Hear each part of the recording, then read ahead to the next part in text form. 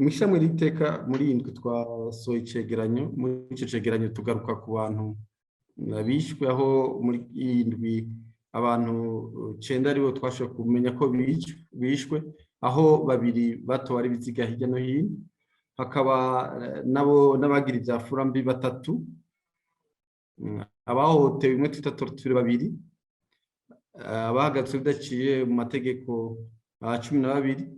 Muri abo bishwe hari abapfasoni 2, hakaba n'abana bakiri bato batarakuza imyaka 18 3. Mu vyibonekeza nuko abagize ayo mabi usanga ni bamwe mu mbonerakure, ni bamwe mu bapolisi, no mu basirikare. Ishiramwe muri ico cegeranyo turagaruka kandi ku bijanye n'ingwara Covid, aho biboneka ko mu Burundi muri iyi ndwi abantu bagumye biyongera bayigwara. Muri iki cegeranyo tugahereza dusaba yuko leta yogwanya kudahana, kuko amabi menshi tubona usanga biva ku kudahana.